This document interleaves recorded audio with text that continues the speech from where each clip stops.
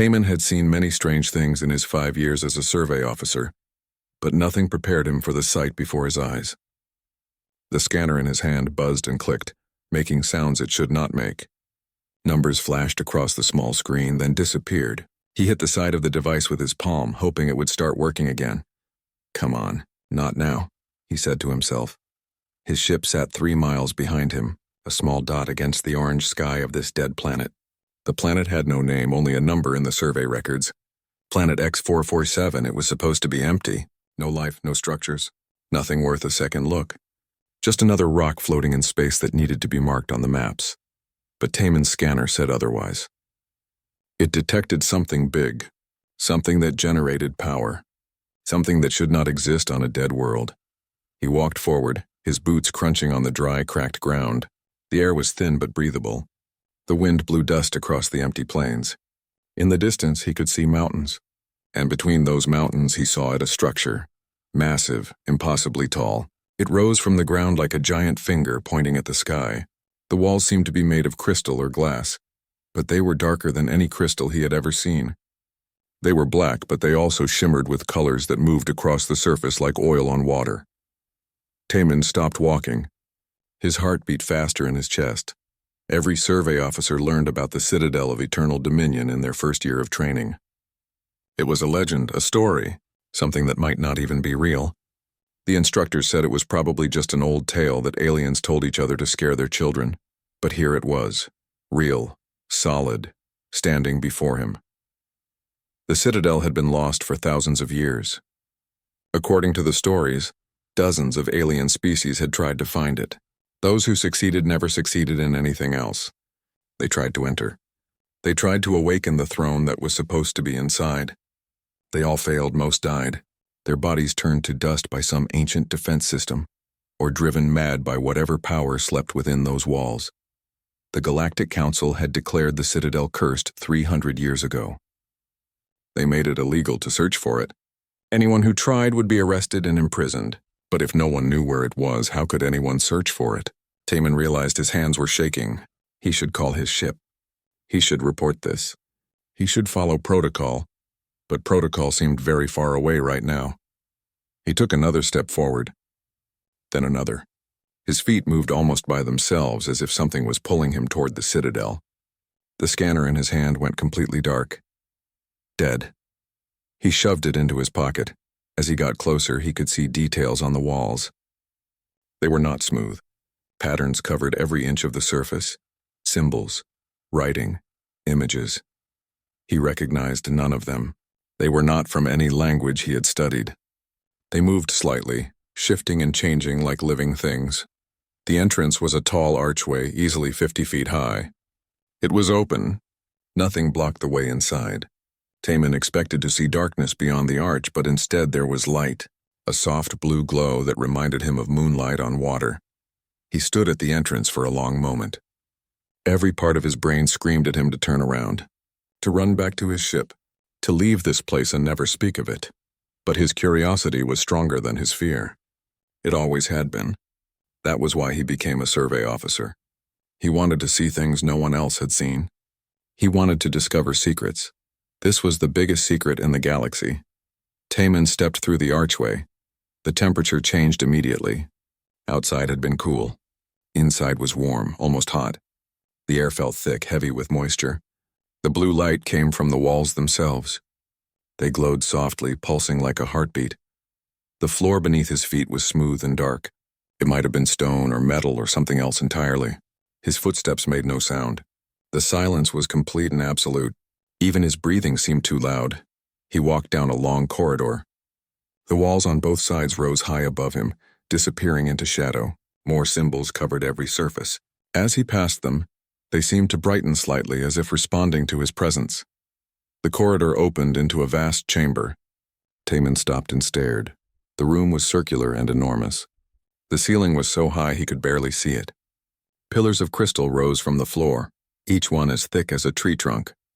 They glowed with different colors: red, green, purple, gold. The light from the pillars mixed together, creating patterns on the floor that shifted and moved. In the center of the chamber stood a platform, and on that platform sat a throne. It was made of the same dark crystal as the walls, but it was different somehow. It looked alive. Energy moved through it, visible as lines of white light that ran through the material like veins carrying blood. Taman walked toward it. He could not stop himself. His body moved forward as if it belonged to someone else. When he reached the platform, he saw something he had not noticed before. In front of the throne was a small pedestal. On top of the pedestal was a smooth panel, like a screen or a terminal. It was dark and inactive. He reached out his hand. His fingers trembled. "Don't be stupid," he whispered to himself. "Don't touch it." His hand kept moving. His fingertips touched the panel. The reaction was instant. Light exploded through the chamber. Brilliant, blinding white light that made Taman cry out and stumble backward. The throne began to glow. The pillars blazed with color. The symbols on the walls burned like fire. A sound filled the air. It was deep and loud like thunder, but different. It was a voice, but not a voice. It spoke without words, communicating directly into Taman's mind. Awakened, the floor beneath him shook. The entire citadel trembled. Taman fell to his knees, covering his ears, even though the sound was not coming from outside. It was inside his head. Chosen. Images flooded his mind. Stars, planets, ships, battles. Beings he had never seen before, fighting wars he did not understand. And through it all he felt something else. A presence, an intelligence vast and ancient and utterly alien. It was looking at him, seeing him, judging him, human. The light began to fade. The shaking stopped. Taman gasped for air, realizing he had been holding his breath. Sweat ran down his face. His whole body hurt. The throne was fully awake now. It pulsed with steady light. The chamber had transformed. Everything was active, alive, running with power after sleeping for thousands of years. And Taman realized with absolute certainty that he had just done something that would change everything. For him, for humanity, for the entire galaxy. He tried to stand, but his legs would not support him. He sat on the floor, staring at the throne, and wondered what he had done. The throne spoke again. This time Taman understood, not words. Never words, but meaning flowed into his mind like water filling a cup. He understood that the awakening was not complete. He had opened a door, but he had not walked through it. The throne needed more from him. It needed to test him. "Test me for what?" Taman asked aloud. The response was immediate. Images flooded his vision. He saw thousands of beings standing before the throne, all different species, all attempting what he was attempting now, all failing. They failed because they were not worthy. They failed because they sought power for the wrong reasons. They failed because they could not pass the trials. 3 trials. 3 tests of what it meant to be truly conscious. To be truly alive. Taman felt fear grip his chest. What happens if I fail? The throne showed him. Bodies turning to ash, minds breaking apart, souls scattered across dimensions. That is not encouraging, Taman muttered. He had no choice, though. He understood that now. The moment he touched the panel, he had bound himself to the throne. He could not leave. He could not stop. He could only move forward. The chamber began to change. The pillars dimmed. The floor became transparent, showing endless stars below. Taman felt himself rising. Though his feet never left the ground, he was standing and floating at the same time. "The first trial begins," a voice said. It was his own voice, but not his own voice. It came from everywhere and nowhere. The stars below him disappeared. He found himself standing in a small room. It looked familiar. It took him a moment to recognize it. His childhood home. The apartment where he grew up with Nari and their parents. Every detail was perfect. The worn couch. The table with the broken leg that his father never fixed. The window looking out onto the city. His mother stood in the kitchen. She looked exactly as he remembered her. Younger. Happier. Before the sickness took her. "Taman," she said, smiling. "Come here. I made your favorite." He knew this was not real. This was the trial. But seeing her again, even knowing it was an illusion, made his throat tight. "You are not real," he said. "Does that matter?" His mother asked. "I am here now. You can stay here. You can have this moment forever." Taman shook his head. No, that is not right. The scene shifted. Now his father stood before him. His father, who had died in a mining accident when Taman was 15. His father, who he never got to say goodbye to. Son, his father said, I am proud of you. I have always been proud of you. Taman felt tears in his eyes. I know this is a trial. I know you are testing me. We can have the time we lost, his father said. All the conversations we never had. All the moments we missed. Stay here. Choose this. At what cost? Taman asked. Nothing. Everything. Does it matter? Taman understood now. This was the first trial. Sacrifice. The throne was testing whether he could give up what he most wanted for something greater. It was testing whether he could choose duty over comfort, reality over illusion. I cannot stay, Taman said. His voice broke. I am sorry, but I cannot stay. His father nodded. I know. That is why you are worthy. The illusion dissolved. Taman was back in the throne chamber. He was shaking. Tears ran down his face, but he had passed.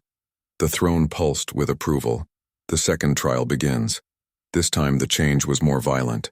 Taman found himself pulled backward through time. He saw humanity's history unfold in reverse. Wars, genocides, slavery, torture. Every terrible thing humans had ever done to each other played out before his eyes. He watched cities burn. He watched children starve. He watched people kill each other over land, over resources, over ideas, over nothing at all. The throne was showing him humanity's sins, every dark chapter, every shameful moment, and it was not just showing him. It was making him feel it. He felt every death, every scream, every moment of suffering. It was too much, far too much. Taman fell to his knees crying out, "Stop, please stop." But it did not stop. It kept going, showing him more and more. He saw humanity's potential for cruelty, for violence, for destruction. He saw what humans were capable of when they gave in to their worst instincts. Why are you showing me this? He screamed. Do you accept what you are? The voice asked. Taman wanted to say no. He wanted to deny it, to say that these things were not part of him, that he was different, that humans were better now, but that would be a lie. These things were part of humanity. They were part of him. Denying them would not make them disappear. Pretending they did not exist would not erase them. Yes, Taman said. The word came out as a whisper. Yes, I accept it. This is what we are. This is what we have done. And yet you claim to be worthy? Not despite these things, Taman said. Because of them. We did terrible things. We still do terrible things. But we also try to do better. We learn, we grow. We change. That is what makes us human. Not that we are perfect, but that we keep trying to be better than we were. The vision stopped. The weight lifted from his chest. Taman gasped for air. Compassion, the voice said. You passed, 2 trials down, 1 to go. Taman did not know if he had the strength for another, but the throne did not ask if he was ready. It simply began. The third trial was different from the first 2. There were no illusions, no visions. Instead, Taman felt himself expanding. His consciousness grew larger and larger, spreading out beyond his body, beyond the chamber, beyond the planet. He could see the universe. All of it, every star, every world, every living thing. He could see the vast, incomprehensible scale of existence, billions of years, trillions of beings, endless cycles of birth and death, and he understood something terrible. He was nothing, one small being in an infinite universe. His life was a blink of an eye. His existence was meaningless against the backdrop of eternity. Everything he had ever done, everything he would ever do, would be forgotten. The sun would die. The stars would burn out. The universe itself would end. And nothing would remain. The realization crushed him. If nothing mattered, if everything was temporary, if his existence was less than a grain of sand on an infinite beach, then why continue? Why struggle? Why fight? The third trial, the voice said. Mortality, the acceptance of your own insignificance. Taman floated in that vast emptiness, feeling his sense of self dissolve. It would be so easy to let go, to surrender, to accept that nothing mattered. But then he thought of Nari, his sister. Fighting across the stars to reach him, she mattered to him. He mattered to her. He thought of his mother's smile, his father's pride, the way the sun looked when it set over the ocean back home, the taste of his favorite food, the sound of rain on the window. These things were small, temporary, meaningless in the grand scheme of the universe. but they were his. They were real. They were what made life worth living. Yes, Taman said, I am small. I am temporary. I will die. Everything I do will be forgotten. And that is okay, because I am alive now, and now is all I have, all anyone has, and that is enough. The universe rushed back in. Taman found himself back in his body, back in the chamber, back on the throne platform. He was lying on the floor, exhausted beyond measure, but he was alive. And he had passed all 3 trials. The throne blazed with light. The entire citadel shook. Energy poured through the walls, through the floor, through everything. The connection between Taman and the throne became solid, permanent. He could hear it now. Really hear it. Not just images and feelings, but thoughts, concepts, knowledge. The throne was opening itself to him, showing him what it really was, what it was meant to do. Outside, the alien ships detected the change. Hyejin watched the energy readings spike to impossible levels. What is happening down there? She demanded. No one had an answer. A small ship appeared at the edge of the system. It was moving fast, faster than any ship should move. It was pushing its engines past safety limits, burning fuel at a reckless rate.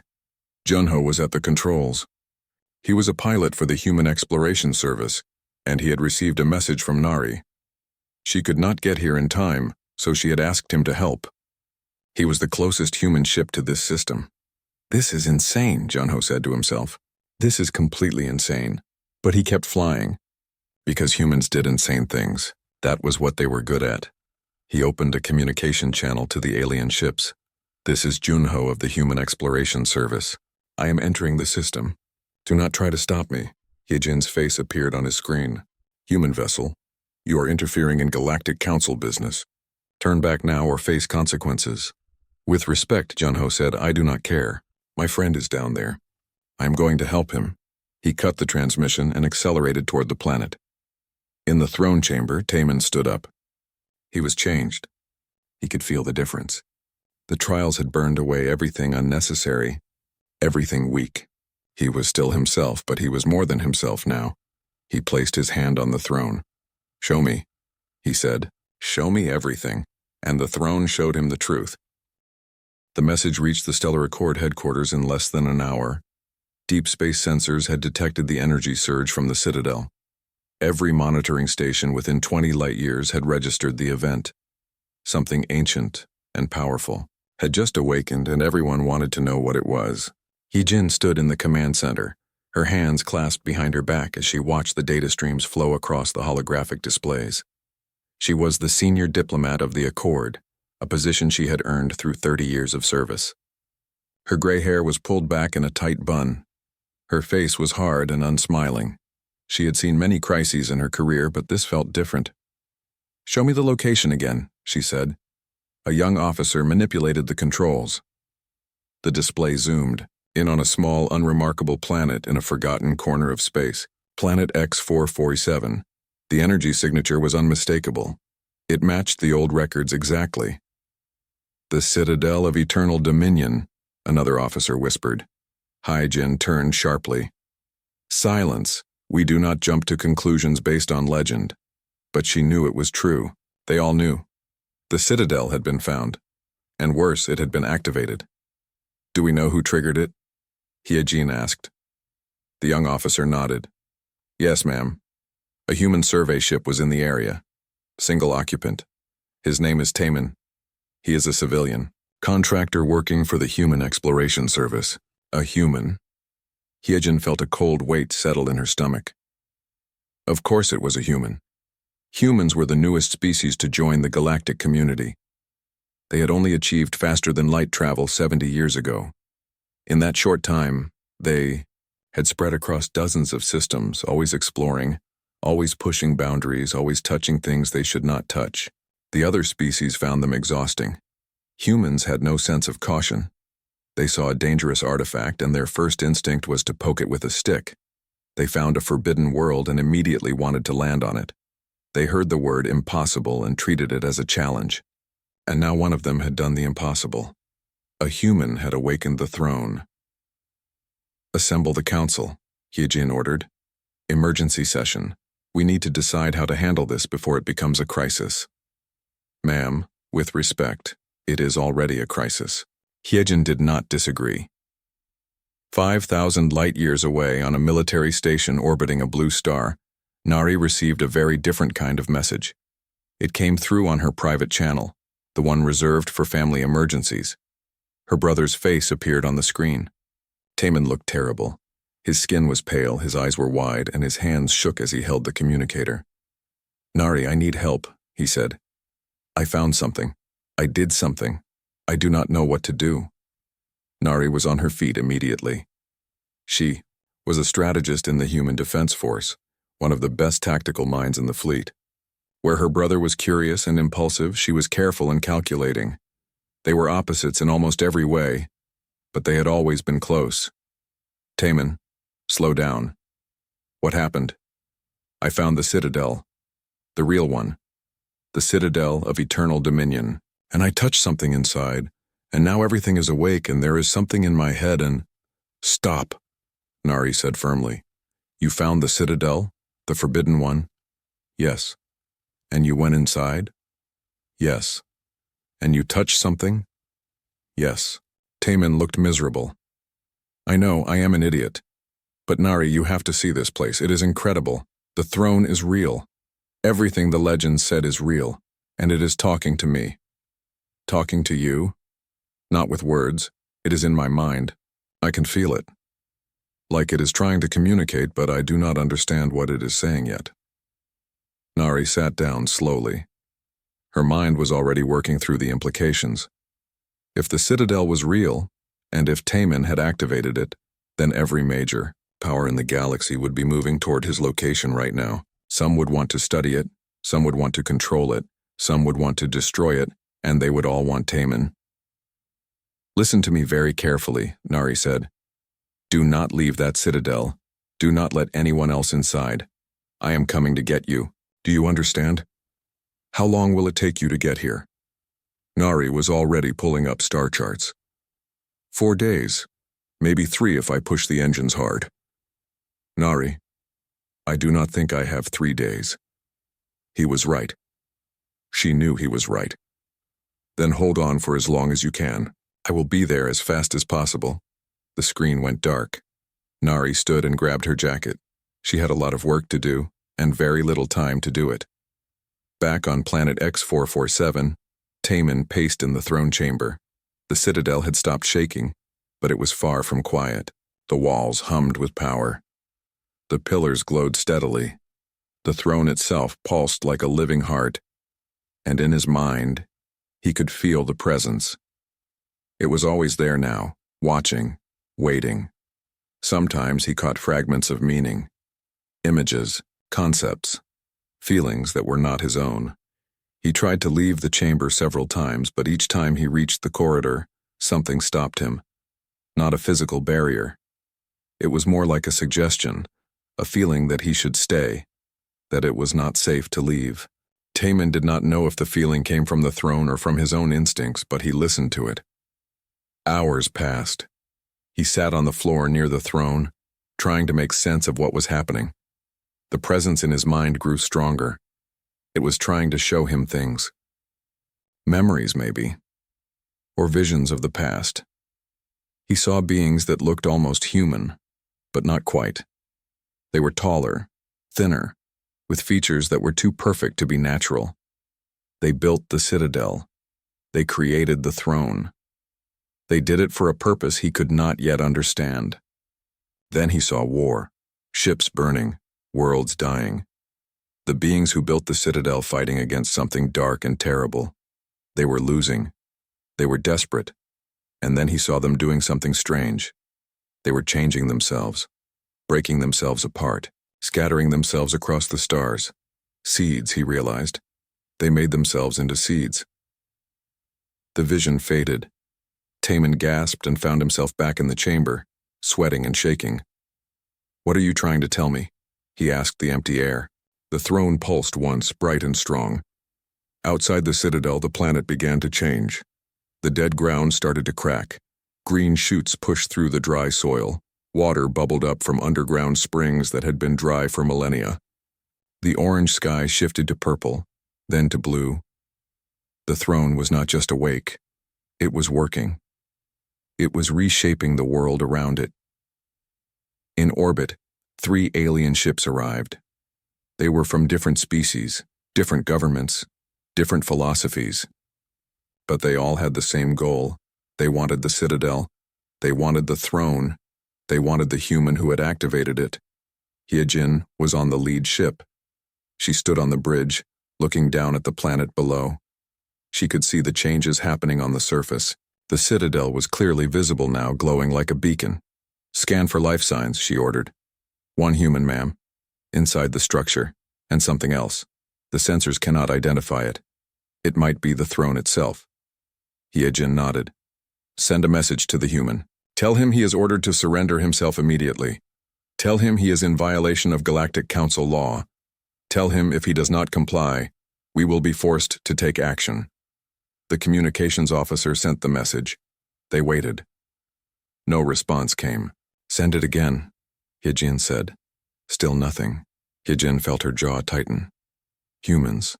They never made anything easy. "Prepare a landing team," she said. "If he will not come out, we will go in and get him." But even as she gave the order, she felt a sense of unease. The Citadel had destroyed countless beings over the millennia. What made her think they would be any different? On the planet's surface, Taman felt the message arrive, but he did not respond. The throne would not let him. Every time he thought about leaving, about surrendering, the presence pushed the thought away. He was needed here. He had started something, and now he had to finish it, whatever that meant. The knowledge hit Taman like a physical blow. His mind expanded to contain information that should not fit in a human brain. The throne was not just giving him facts. It was giving him memories. Memories that were millions of years old. He saw the truth that the galaxy had forgotten. Humans did not originate on Earth. Earth was not humanity's first home. It was a refuge, a seedbed, one of thousands scattered across the galaxy in an act of desperate hope. Long ago, before most of the current galactic species existed, there was a civilization. They called themselves the first ones. They were human, or rather humans were them, evolved, changed, but still the same species at their core. The first ones had ruled the galaxy, not through conquest or force, but through wisdom and creativity. They had built wonders, cities that floated between stars, ships that could cross the universe in moments, technology that seemed like magic, but power attracted enemies. Taman saw the war, a conflict that lasted for 10,000 years. The first ones fought against something from beyond the galaxy, something dark and hungry and old, something that wanted to consume all conscious life. The first ones were losing. They tried everything, every weapon, every strategy, every possible defense. Nothing worked. The darkness kept coming, kept consuming, kept spreading. In their final days, the first ones made a choice. If they could not win, they would hide. They would sacrifice themselves to save what they were. They would scatter their essence across the galaxy and hope that someday, somehow, their descendants would rise again. They found suitable worlds, primitive, undeveloped, but with potential. They seeded these worlds with their genetic material. They buried their memories deep in the DNA. They built structures like the Citadel to preserve their knowledge and technology. Then they erased themselves. Every city destroyed, every ship dismantled, every record deleted. They made it so the darkness could not find them, could not follow them. The first ones became extinct, but their children remained, sleeping in the genes of primitive species on 1,000 different worlds. One of those worlds was Earth. Humans were not a young species stumbling into the galaxy. They were an old species waking up after a long sleep. The throne was the key, the lock that kept the memories safe. Only someone with the right genetic markers could open it. Only a true descendant of the first ones could pass the trials. Taman had passed, which meant humans were the inheritors, the children who had finally grown up enough to reclaim their heritage. "This cannot be real," Taman said. His voice echoed in the chamber. "This is too much," but the throne showed him proof. It showed him the genetic code, the markers that every human carried, the evidence written in their very cells, evidence that scientists had seen but never understood. They called it junk DNA. Useless leftovers from evolution. It was not junk. It was a message. A message that said, you are not alone. You are not new. You are the children of the stars. Taman sat down heavily. His head was spinning. This would change everything. When humanity learned the truth, when the galaxy learned the truth, nothing would ever be the same. Outside, Junho's ship broke through the atmosphere. The alien vessels tried to stop him, but he was too fast, too reckless. He flew in ways that no sane pilot would fly, pushing his ship past every safety limit. He saw the citadel below. It was impossible to miss. It glowed like a second sun. Taman, if you are listening, I hope you have a good explanation for all of this, Junho said. He landed his ship 100 yards from the citadel entrance. Before the engines even finished powering down, he was out the door and running. The alien ships landed around him. Soldiers poured out. They were from a dozen different species. Heijin led them, her face set in grim determination. Human, she called out. Stop immediately. Junho did not stop. He ran faster. I said stop. Heijin raised a weapon. She did not want to shoot him, but she would if she had to. Junho reached the citadel entrance. He expected the aliens to fire. He expected to feel pain. Instead, he felt nothing. He turned and saw why. A barrier had appeared between him and the aliens. It was invisible, but it stopped them completely. They pushed against it, hit it, fired weapons at it. Nothing worked. The citadel was protecting him. Sorry, Yunyo called back. I have to check on my friend. He disappeared into the citadel. Heijin lowered her weapon slowly. This is not good, she said. One of her officers stepped forward. It was Soman, a younger diplomat who had been with the Accord for only 5 years. She had always been more open-minded than most, more willing to give humans a chance. Ma'am, perhaps we should reconsider our approach, Soman said carefully. The Citadel has never protected anyone before. It has only ever killed those who entered. If it is protecting the humans, that means something. It means the humans have corrupted it somehow, another officer said. They are dangerous. They have awakened a power they cannot control. Or perhaps they are the only ones who can control it, Somin suggested. Hyejin looked at the younger diplomat for a long moment. Explain. The legends say the Citadel was waiting for someone worthy. Every species that tried to claim it failed, but the humans succeeded. Not through force, not through technology, but because they were meant to. What if the Citadel was always waiting for them? That is ridiculous, the other officer said. Humans are barely out of their own solar system. They are children playing with ancient weapons. Children grow up, Somin said quietly. Inside the Citadel, Junho found Taemin sitting on the floor near the throne. His friend looked terrible, pale, exhausted, but his eyes were different. There was something in them that had not been there before. Something old and knowing, Taemin. Junho approached carefully. Are you okay? Taemin looked up. For a moment he did not seem to recognize Junho. Then he smiled, and it was his old smile, the smile of the friend Junho had known for years. Junho, you came. Of course I came.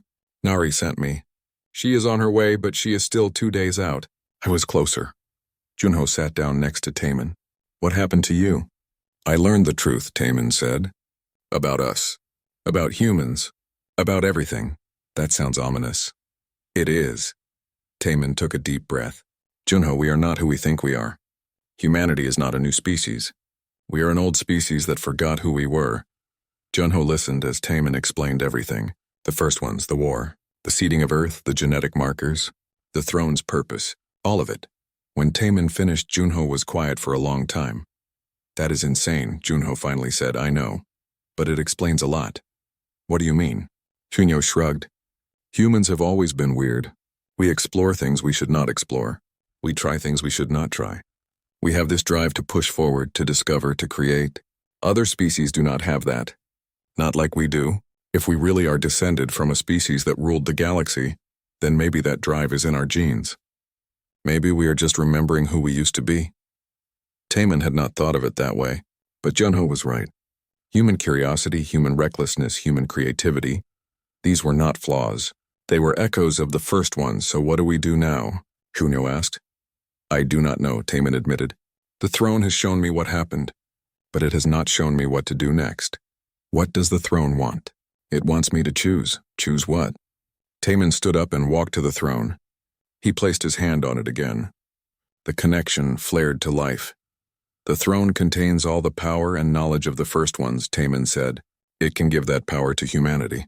It can awaken the sleeping memories in every human's DNA. It can make us what we used to be.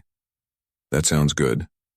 But there is a cost. The power of the first ones is what attracted the darkness in the first place. If we awaken fully, if we reclaim our heritage, the darkness might notice. It might come back. Is the darkness still out there? The throne does not know. It has been asleep for too long. Junho thought about this. So our choices are stay weak and stay safe or become strong and risk everything. Yes. That is a terrible choice. I know. Outside, more ships were arriving. Not just alien ships now.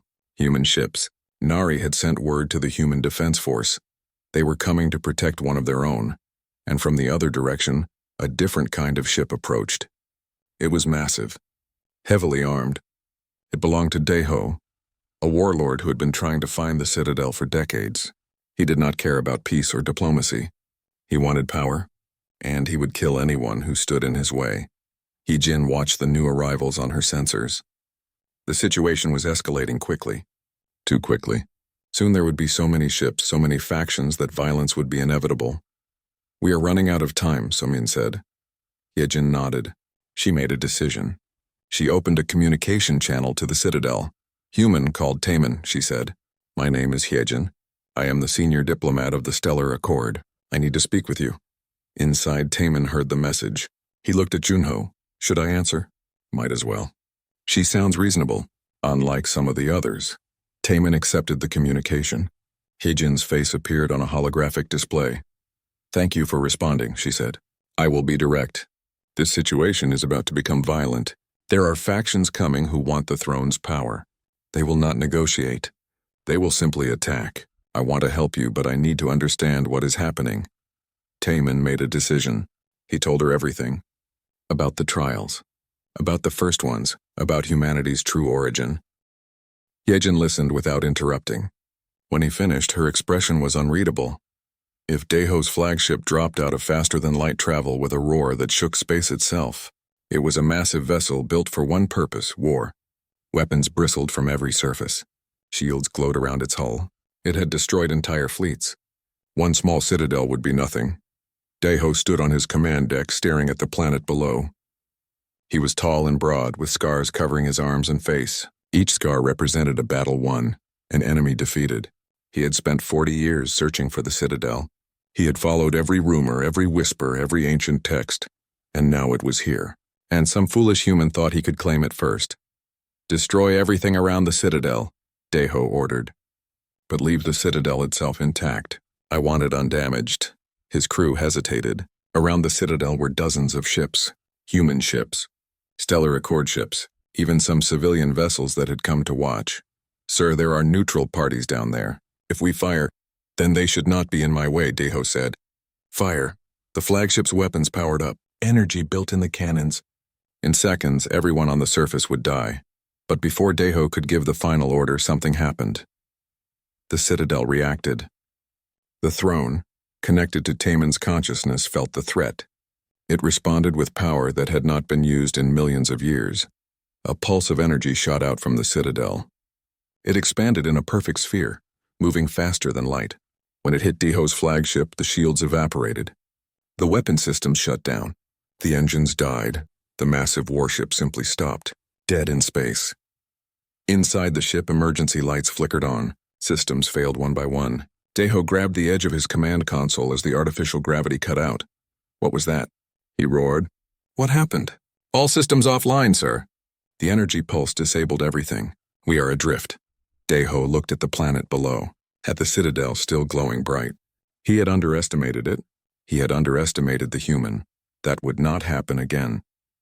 On the surface, Taman stumbled. The pulse had taken enormous power. He could feel it draining through him, through the throne. His connection to the throne was complete now. What it felt, he felt. What he wanted, it did. Taman. Junho grabbed his arm, steadying him. What did you do? Stopped the attack. The throne defended us. Taman looked up at the sky. He could sense the disabled warship. He could sense all the ships around the planet. It is protecting us. But I do not know how long it can keep doing that. Hyejin's voice came through the communication link. That was an impressive display of power. But Daeho will not give up. He will find another way to attack. You need to make your choice now. She was right. Taemin could feel more ships arriving. Some friendly, some hostile. Soon there would be a battle. People would die. Unless he did something. The throne pulsed in his mind, waiting for his decision. He could claim the power.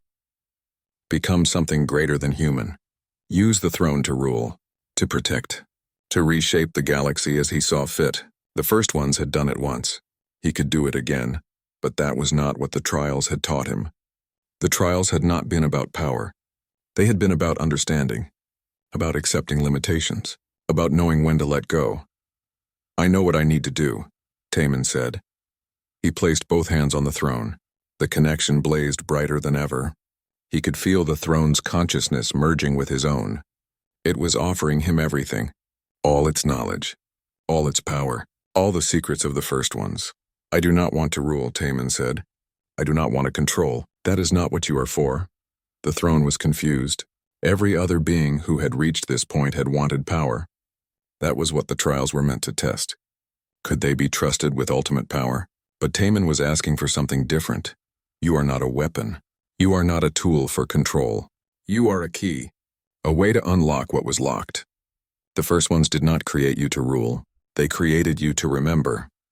Understanding flowed through the connection. The throne comprehended. It had been waiting, not for a ruler, not for a master, but for someone who understood what it really was. Awaken them, Taemin said. Awaken all of them. Every human in the galaxy. Give them back their memories. Let them remember who they were, but let them choose who they will be. The throne resisted. That was not how it was supposed to work. The power was meant to be concentrated. Given to one worthy individual, no, Taemin said firmly. That is the old way, the way that led to war and destruction. If humans are the inheritors of the first ones, then all humans inherit. Not just me. All of us. The throne considered this. It was a different interpretation of its purpose. But it made sense. The first ones had scattered themselves among many. Perhaps the awakening should also be scattered. Do it, Taemin said. Trust me. Trust us. The throne made its decision. It released its hold on the concentrated power. Instead of giving everything to Taemin, it reached out. Through the genetic markers, through the sleeping memories in human DNA, through every human in the galaxy. Aboard a cargo ship near the Andromeda Relay, a human pilot named Yuna suddenly gasped. Memories that were not her own flooded into her mind. She saw cities of light, ships that danced between stars. She saw herself, but not herself. An ancestor so distant that they seemed like a different person entirely. But they were not different. They were her. She was them. She had always been them. On Earth, in a classroom in Seoul, a teacher named Minho stopped mid-sentence as the awakening hit him. His students stared as he stood frozen, tears running down his face. He was remembering. He was understanding. On the human colony of New Horizon, on a military base, on a civilian transport, on a mining station, on a research vessel, on 10,000 worlds across the galaxy. Every human felt it. The memories of the first ones came back. Not all of them. That would have been too much. The human brain could not contain millions of years of experience. But enough. Enough to understand. Enough to know. Enough to remember that they had once been greater, and enough to know that they could be greater again. Back in the Citadel, Taemin fell to his knees. The power was leaving him. The concentrated connection was dissolving. The throne was distributing everything it had, and that meant he would be just human again. Taemin. Junho was beside him. What is happening? I am giving it away, Taemin said. His voice was weak. All of it. To everyone. But you will lose the connection. You will lose the power, I know, Taemin smiled. That is the point. The throne gave one final pulse. All its energy. All its knowledge. All its purpose. It dispersed into the galaxy, finding every human, awakening every dormant memory. And then it went dark. Not destroyed. Just empty. Its purpose fulfilled. Taemin collapsed.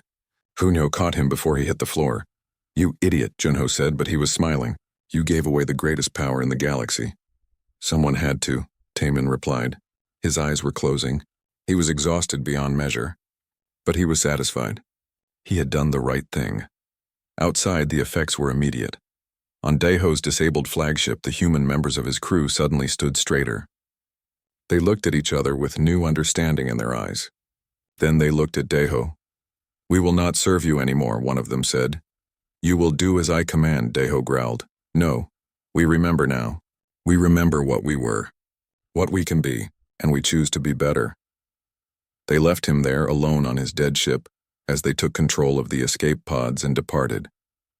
On Higgins' ship, Soman watched the human crew members with fascination. They were different now. Not physically, but something in their bearing had changed.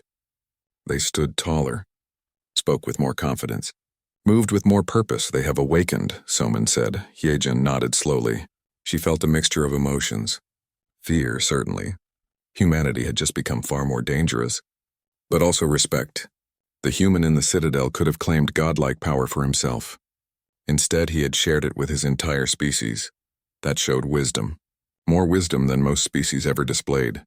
"Open a channel to all ships," Hyejin said. "Tell them the threat is over. The Citadel is dormant. The human has not claimed it for himself. There is no reason to fight." Most of the ships listened. They powered down weapons.